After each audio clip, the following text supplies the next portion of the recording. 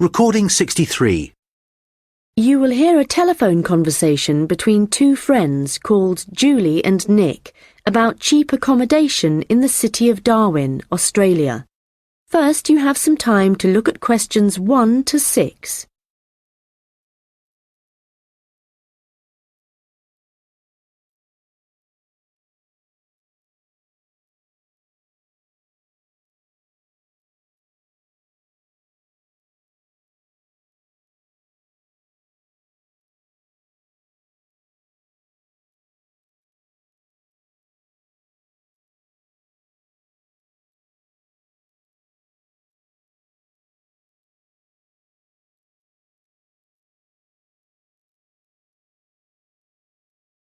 Hi Nick, it's Julie. Have you managed to find any information about accommodation in Darwin? Hi, I was just going to call you. I found some on the internet. There are quite a few hostels for backpackers there. The first possibility I found was a hostel called Top End Backpackers. Okay. It's pretty cheap. You can get a bed in a dormitory for $19 per person. Private rooms cost a bit more, but we'll be okay in dormitories, won't we? Sure. So, that hostel has parking, though that doesn't really matter to us, as we'll be using public transport. Yeah.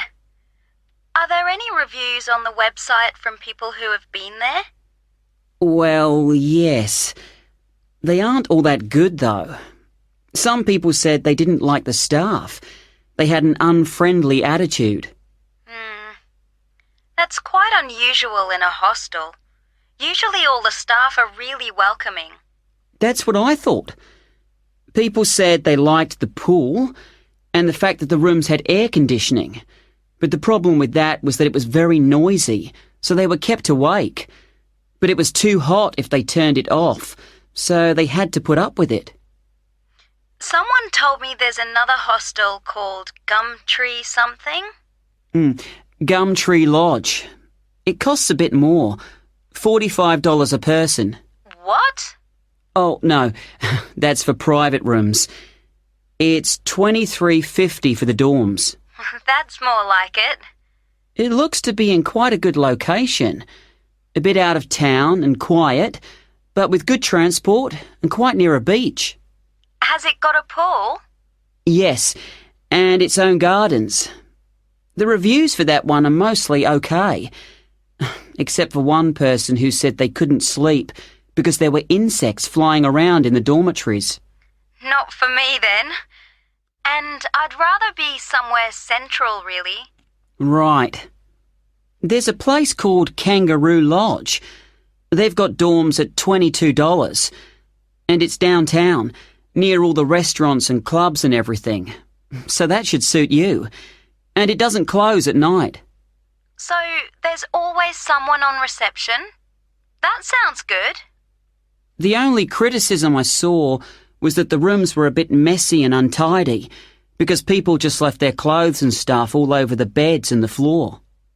Don't hostels usually have lockers in the bedrooms where you can leave your stuff? Yeah, they do usually, but apparently they don't here. Still, hostels are never particularly tidy places, so that doesn't bother me. And the same person said that the standard of cleanliness was pretty good, and especially the bathrooms. They were excellent as far as that went. Right. Yeah, I reckon Kangaroo Lodge sounds the best. Me too. Quite a lot of people reviewing it said it was really fun there. Like every night everyone staying there got together and ended up having a party. So it sounds like it's got a really good atmosphere. Okay, let's go for that one. Before you hear the rest of the conversation, you will have some time to look at the questions 7 to 10.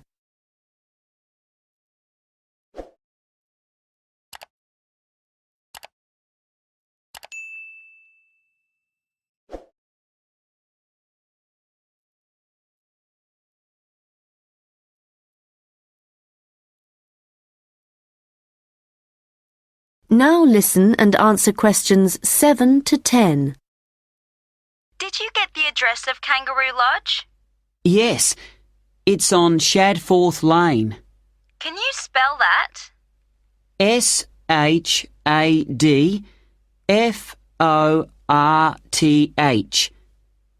It's near the transit centre, where the intercity buses and the airport buses drop you off.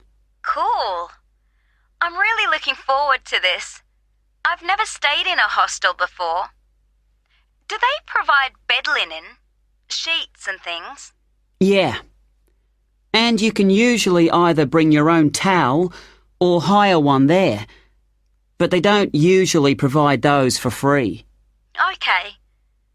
And what happens about meals?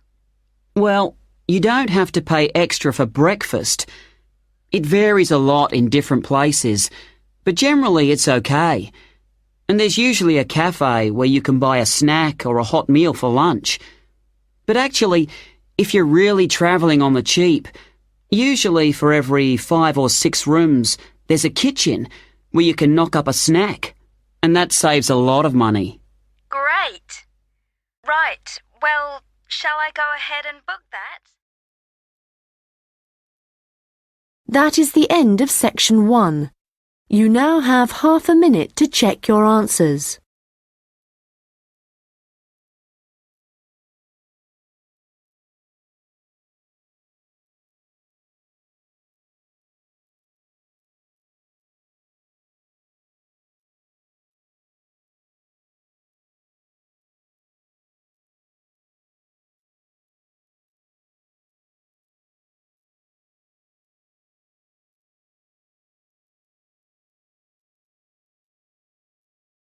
Now turn to section 2.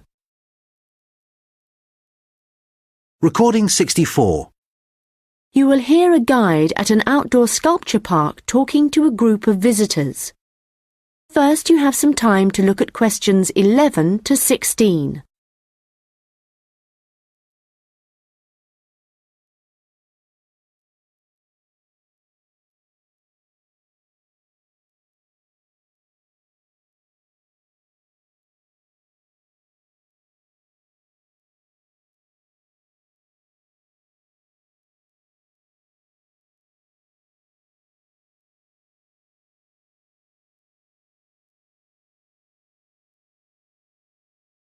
Hello everyone and welcome to the Anglia Sculpture Park. Right, well, the idea behind the sculpture park is that it's a place where works of art, such as large sculptures and carvings, can be displayed out of doors in a natural setting. As you'll have noticed when you drove here, most of the land around the park is farmland. The park itself belonged to a family called the De Quinces, who had made a lot of money from manufacturing farm machinery and who also owned substantial stretches of forest land to the north of the park. They built a house in the centre of the park, not far from where we're standing now, but this burnt down in 1980 and the De Quinces then sold the land. The Anglia Sculpture Park isn't the only one in the country. Several of the London parks sometimes display contemporary sculptures, and there are a couple of other permanent sculpture parks in England. But we're unique in that some of our sculptures were actually created for the sites they occupy here, and we also show sculptures by a wider range of artists than anywhere else in the country. For example, at present we have an exhibition by Joe Tremaine of what he calls burnt sculptures. These are wood and stone sculptures that he's carved and marked with fire to illustrate the ferocity and intensity of the forces that have shaped our planet over millions of years. They look really dramatic in this rural setting. To see some of the sculptures, you'll need to follow the path alongside the lower lake.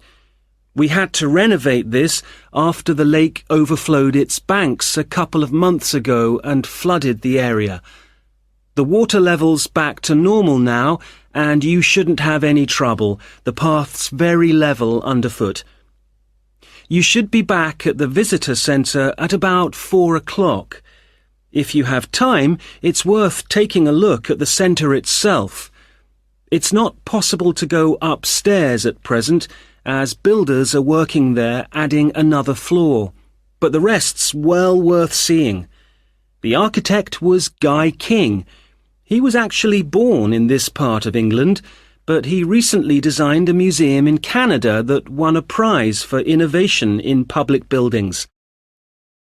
If you want to get something to eat when you get back, like a snack or a sandwich, the terrace room is currently closed, but you can go to the kiosk and buy something, then sit on one of the chairs overlooking the lower lake and enjoy the view as you're eating.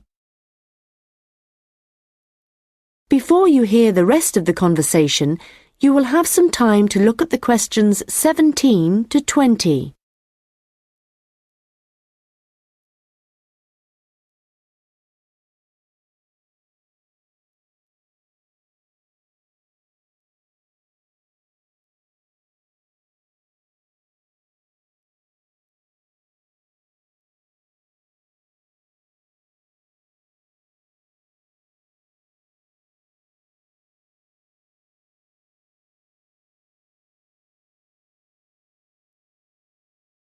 Now listen and answer questions 17 to 20. Now, let me just tell you a bit about what you can see in the sculpture park. If you look at your map, you'll see the visitor centre, where we are now, at the bottom, just by the entrance. Since we only have an hour, you might not be able to get right around the park, but you can choose to visit some of the highlights. You might like to take a look at the Joe Tremaine sculptures, which are displayed on this side of the upper lake, just behind the education centre and near the bridge. They're really impressive, but please remember not to let your children climb on them. One of our most popular exhibitions is the Giorgio Catalucci bird sculptures. They're just across the bridge on the north side of the lower lake. I love the way they're scattered around in the long grass beside the lake, looking as if they're just about to take to their wings. You could also go to the garden gallery. It's on this side of the upper lake. From the visitor centre, you go to the education centre, then keep on along the path and you'll see it on your right. There's an exhibition of animal carvings there which is well worth a look. We also have the Longhouse. That's quite a walk. From here, you go to the bridge and then turn left on the other side. Soon you'll see a winding pathway going up towards the northern boundary of the park. Go up there and you'll find it at the top. They have some abstract metal sculptures that are well worth seeing if you have time. OK, well, now, if you... That is the end of section 2. You now have half a minute to check your answers.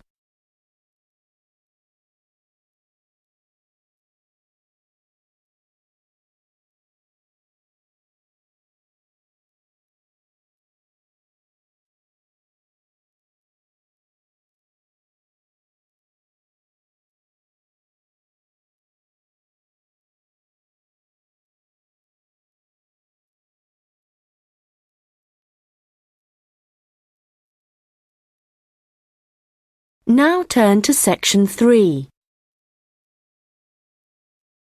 Recording 65. You will hear a first-year marketing student called Leo talking to a second-year student called Anna about his marketing report. First, you have some time to look at questions 21 to 26.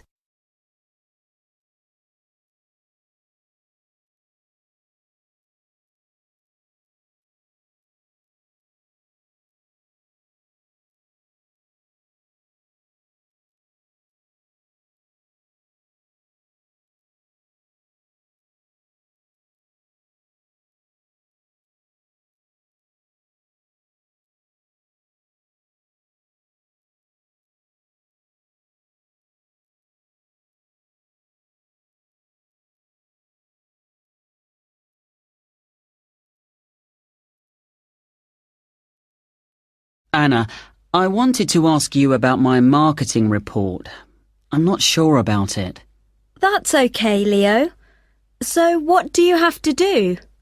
Choose a product or service, then compare two organisations that produce it. I'm doing instant coffee. But haven't you got a weekend job in a clothing store? Why didn't you choose clothing? That was my first thought, because I thought it'd give me some practical examples. But when I searched for men's clothing on the internet, there were hardly any articles. So then I looked for coffee, and I found there were tons. Yeah, there are so many brands on the market now. Okay, so how much have you actually written? I've done part 1 on economic and technological factors. I found some good data on technological changes, how in Australia fewer people are buying instant coffee because of cheap coffee percolators that they can use to make real coffee at home. But there's also a movement away from drinking coffee. Switching to things like herbal teas instead because they think it's healthier. But that's not really to do with technology. It's more cultural. Anyway, for part 2, I'm comparing two instant coffee companies, Coffee Now and Schaffers, and I've made this table of products. Right. Let's see. So you've got the brand names and prices and selling size and descriptions. Okay, the table looks good. You'll get marks for research there. Where will it go? In the section on the marketing mix, under product. Not in the appendix? No. Okay, but it's too factual on its own. You need to add some comment in that section about the implications of the figures. Right. I'll do that. Now, I want to say that I think that Schaffers is more of a follower than a leader in the coffee industry. Now, I'm putting that in the section on market share. Does that seem okay? Let's see. So, you've begun by explaining what market share is. That's important. But you've got to be careful how you give that opinion. Do you think it should go in another section? Well, it's fine where it is, but you've got to back it up with some data, or they'll say your report lacks weight. Okay. One thing I'm worried about is finding anything original to say. Well, since this is your first marketing report, you're not expected to go out and do interviews and things to collect your own data. You're just using published data. So the analysis you do might not throw up anything that people didn't know before. But the focus is more on how you handle the data. I mean, you might take something like a graph of sales directly from a website, but what makes your work original is the perspective you provide by your interpretation of it. Oh.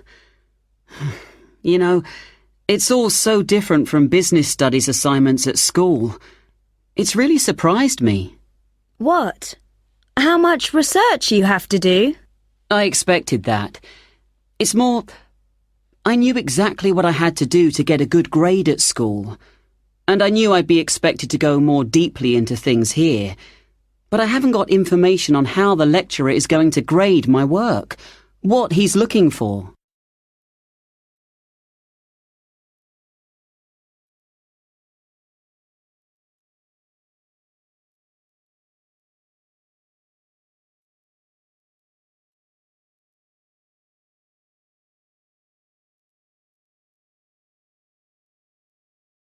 Now listen and answer questions 27 to 30.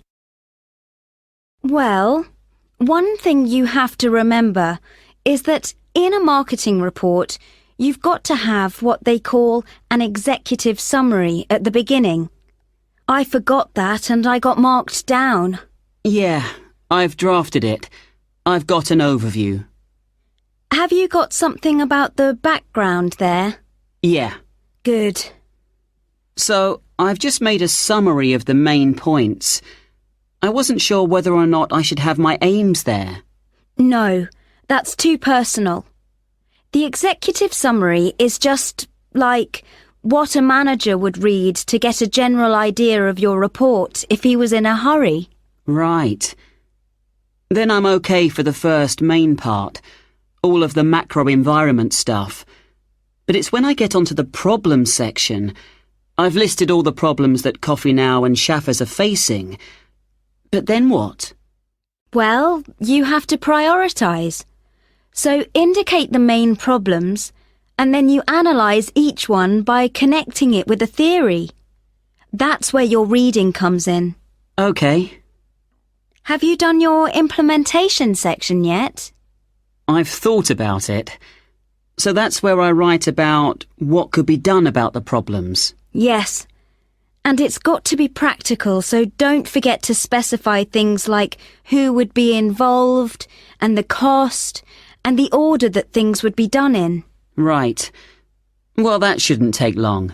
You'd be surprised. Actually, that's the bit that tends to get badly done because people run out of time. That and the conclusion. Oh, any hints for that?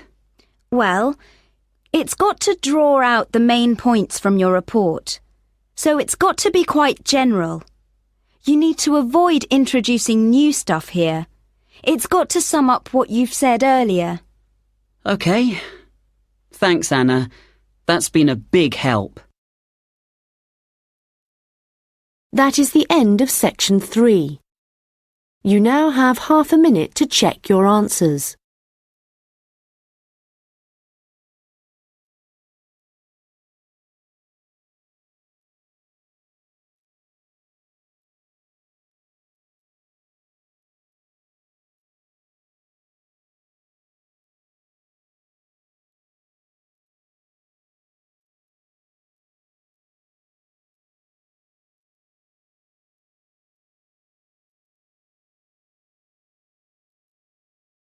Now turn to section 4. Recording 66. You will hear part of a lecture about the history of fireworks in Europe. First, you have some time to look at questions 31 to 40.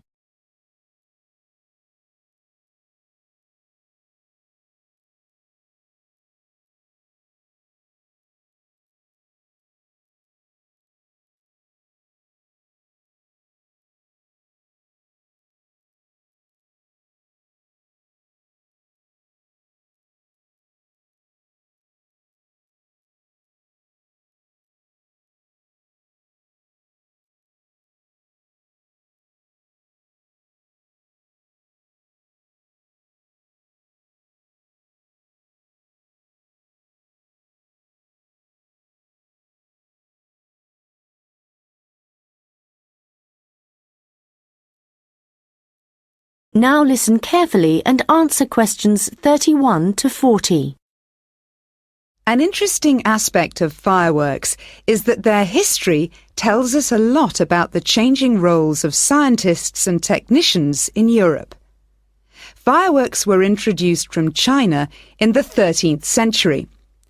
Up to the 16th century, they were generally used for military purposes, with rockets and fire tubes being thrown at the enemy. But they were also sometimes a feature of plays and festivals, where their chief purpose was related to religion.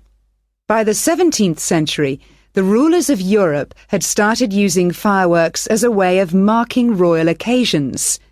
Technicians were employed to stage spectacular shows which displayed aspects of nature, with representations of the sun, snow and rain. These shows were designed for the enjoyment of the nobility and to impress ordinary people. But fireworks also aroused the interest of scientists, who started to think of new uses for them. After seeing one firework display where a model of a dragon was propelled along a rope by rockets, scientists thought that in a similar way humans might be able to achieve flight, a dream of many scientists at the time. Other scientists, such as the chemist Robert Boyle, noticed how in displays one firework might actually light another, and it occurred to him that fireworks might provide an effective way of demonstrating how stars were formed. Scientists at the time often depended on the royal courts for patronage, but there was considerable variation in the relationships between the courts and scientists in different countries. This was reflected in attitudes towards fireworks and the purposes for which they were used. In London, in the middle of the 17th century, there was general distrust of fireworks among scientists. However, later in the century, scientists and technicians started to look at the practical purposes for which fireworks might be employed, such as using rockets to help sailors establish their position at sea. It was a different story in Russia, where the St. Petersburg Academy of Science played a key role in creating fireworks displays for the court. Here, those in power regarded fireworks as being an important element in the education of the masses, and the displays often included a scientific message. Members of the Academy hoped that this might encourage the royal family to keep the Academy open at a time when many in the government were considering closing it. In Paris, the situation was different again. The Paris Academy of Sciences played no role in staging fireworks displays. Instead, the task fell to members of the Royal Academy of Painting and Sculpture. As in Russia, the work of the technicians who created the fireworks was given little attention. Instead, the fireworks and the spectacle they created were all designed to encourage the public to believe in the supreme authority of the king. However, science was also enormously popular among the French nobility, and fashionable society flocked to demonstrations such as Nicolas Lemery's display representing an erupting volcano. The purpose of scientists was basically to offer entertainment to fashionable society, and academicians delighted in amazing audiences with demonstrations of the universal laws of nature.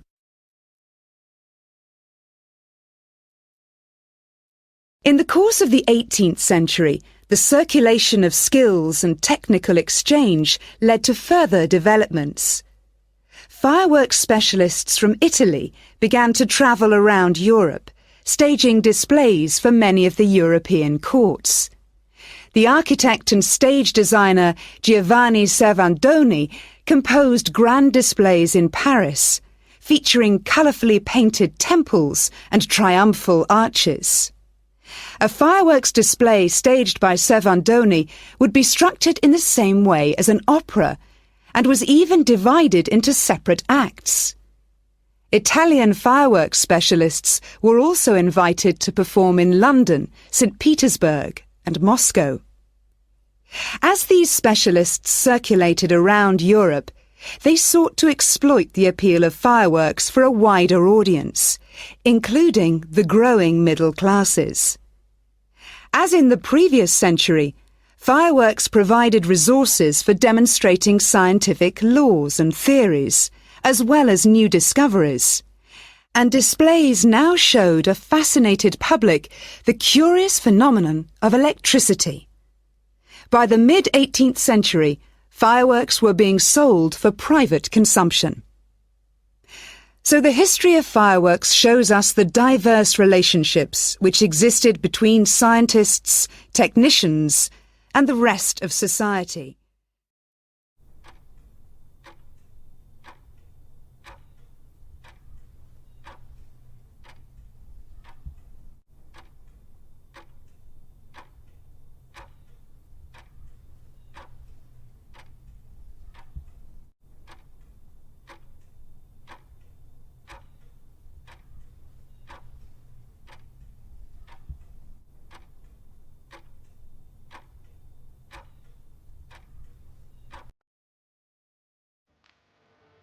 That is the end of the listening test. In the IELTS test, you would now have 10 minutes to transfer your answers to the answer sheet.